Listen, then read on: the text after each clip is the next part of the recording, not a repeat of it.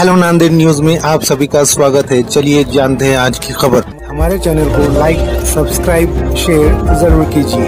अशोक जी, Marathwada reason के लिए इस बार राज्यसभा की उम्मीदवारी घोषित हुई है, किस तरीके से देखते हैं, खास करके आपके आने के बाद जो मराठवाड़ा रीजन है वो कितना स्ट्रॉन्ग समझते हैं? देखिए, मैं समझता हूँ सिर्फ मराठवाड़ा ही नहीं, नांदेड़ की भी जो बैकलॉग समझूंगा, पॉलिटिकल बैकलॉग बीजेपी का, वो आज इस फैसले से निश्चित तौर पर एक बोनस के रूप में मिला है।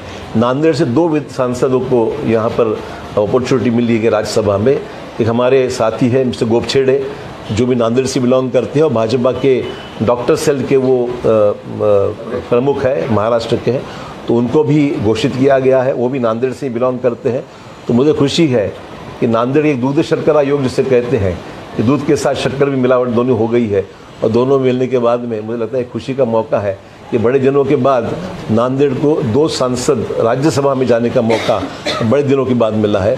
और अभी आने वाला समय भी लोकसभा का सांसद भी नांदेड़ में भाजपा का ही होगा, इसलिए 3 सांसद नांदेड़ देगा, ऐसे मैं उम्मीद करता हूँ। संजय राऊत म्हणतायत की नांदेडची जागा निवडून आणण्यासाठी रावणाला भाजपाला सोबत घ्यावं लागलं, भाजपाला रावणाला सोबत घ्यावं लागलं असं संजय राऊत म्हणतायत। तुमचा उल्लेख रावण असा केला।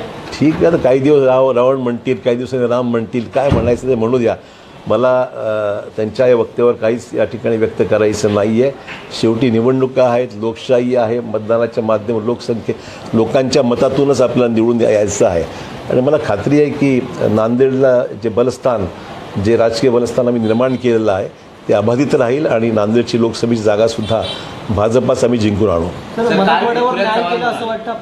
निश्चितच 2 राज्यसभेचे उमेदवार एका जिल्ह्यातून मिळण्याचा हा कदाचित क्वचितच योग असेल। तर काल पृथ्वीराज चव्हाण की अशोक चव्हाणांना महाराष्ट्राच्या कॅबिनेटमध्ये राहायचं होतं, त्यांना राज्याच्या राजकारणामध्ये राहायची इच्छा होती, मात्र ती मागणी त्यांची मान्य झाली नाही, म्हणून त्यांना राज्यसभेवर जावं लागतं। नाही, म्हणून तर मी असं आहे, माझ्या मनात काय किंवा माझी मागणी काय हे त्यांना कसं कळालं हा संशोधनाचा विषय आहे, परंतु त्यांना मैं शुभेच्छा देतो। मी गेल्यामुळे एक चव्हाण तरी आहेत महाराष्ट्रामध्ये। अशोक जी, जिस तरीके से कल से कांग्रेस के जो भी शीर्ष नेतृत्व हैं, चन्नी थला ने भी कहा कि डर के मारे जिस तरीके की वेव है वहाँ पर लड़ना चाहिए, लेकिन अशोक चौहान डर के मारे चले गए, वो डरपोक है, इस तरीके के शब्दों का उपयोग कोई डरपोक नहीं रहता है। ये तो कहने की बातें हैं। जब हम साथ थे इतने सालों की मुश्किलों में हम किसी से डरे नहीं, और किसी डरने का सवाल ही नहीं पैदा होता है। ठीक है, अभी राजनीतिक एलिगेशंस होते हैं और मैं कोई उनसे प्रशंसा की उम्मीद तो नहीं करता हूँ। आने वाला समय ही बताएगा कि हम किस तरह की। देखो, ऐसा कि मैंने राजनीति में कई सालों में काम किया है और जो भी काम किया है उसमें मैं सक्सेसफुल रहा हूँ क्योंकि मेहनत करता हूँ। तो ठीक है, अब उनके ऊपर जिम्मेदारी है, वो बताएं, अपना करेज बताएं, अपनी ताकत बताएं, और कांग्रेस को उनकी ताकत से क्या मिलता है ये भी जनता देखेगी।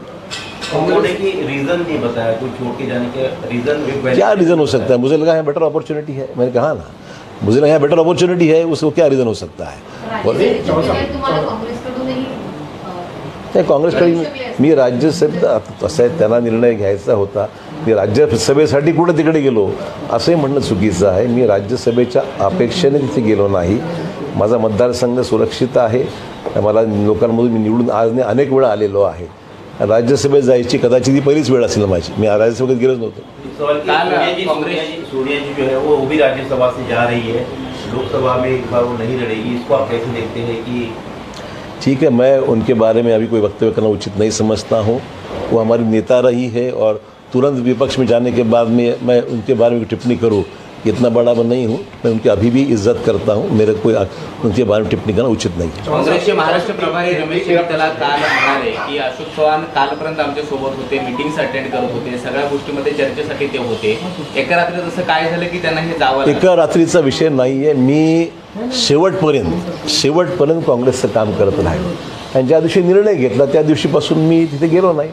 Nothing wrong in that. I have been working for the party आणि पक्षाचं काम करत असताना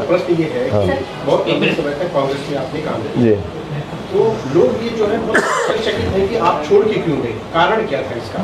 मैंने कहा कारण की क्या बात। देखो, ऐसा है कि जो मूड ऑफ द नेशन है, राजनीति में पल्स ऑफ द पीपल ये समझना ज़रूरी है, लोगों का रुझान किस तरफ है ये समझना ज़रूरी है। मुझे लगा देश का रुझान आज भाजपा की साथ है, लोग भाजपा के साथ जाना चाहते हैं, तो कोई भी चीज़ रुझान के खिलाफ में जाकर कितनी कामयाब हो सकती है, ये भी एक प्रश्न चिन्ह है। मुझे लगा यहाँ बेटर अपॉर्चुनिटी होती है, यहाँ काम करने का मौका भी मिल सकता है। मैं पहले से कांग्रेस वाला हूँ, कांग्रेस में काम किया है मैंने, जो भी काम किया उसमें यश मिला है। मेरे को सवाल है कि आज जो बदलते हालात है उसके देखते हुए महाराष्ट्र की तैयारियाँ ये कितना चैलेंज स्वीकार करती है, ऐसा कुछ मुझे नज़र नहीं आ रहा था। Let's be very Frank. इसलिए मैंने उसलिए फैसला किया कि ठीक है, हम लोगों की जो मूड है, लोगों का जो नेशन का जो मूड है, उससे रह जाएंगे। सर, महाराष्ट्राचे काँग्रेसचे प्रभारी चन्नीतला यांनी म्हटलं की काँग्रेसबाबत जर तुमची कोणती नाराजी होती की त्यांच्यापर्यंत कधीही पोहोचवली गेली नाही किंवा तुमची जे काही म्हणणं होतं ते कधीच पक्षापर्यंत तुम्ही पोहोचवलं नाही. कालचं नाही, विशेष गेल्या अनेक वर्षापासून मी काँग्रेसमध्ये काम केलेलं आहे.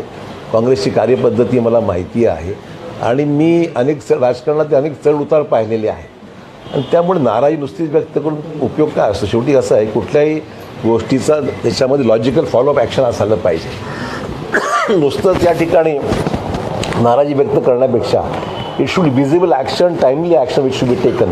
जे दिसत नव्हतं हे वस्तुस्थिती आहे, पण ठीक आहे, त्यात काय मला बोलायचं नाही आता. सोवर सर, नाना पटोले म्हणजे चालू आहे ते आता जस्ट म्हणाले nothing about talk to me about BJP now, not about Nana Patole. Ashok Chavan यांचे हाल बघत नाही असं म्हणाले. क्या कांग्रेस के भीतर जो आंतरिक कलह है, लगातार संगठन कमजोर होते जा रहा है और ये वजह रही क्या कि इतना मजबूती के साथ आप लोगों को खड़े होने के बाद भी निचला जो संगठनात्मक जो स्ट्रक्चर था वो कहीं न कहीं डिस्ट्रॉय हो रहा था, किसी हाईजैक होने की कोशिश? मैं अभी इस पर कोई कांग्रेस के बारे में मैं कोई टिप्पणी नहीं करना चाहता.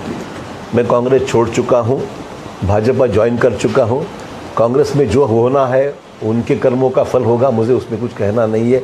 मैं यहाँ उतरा हूँ मैदान में और मैं मेहनत करूँगा और जैसे कांग्रेस के लिए मेहनत जितनी ईमानदारी से किया है वैसे ही ज़्यादा ईमानदारी से काम मैं भाजपा के लिए निश्चित तौर पर करूँगा.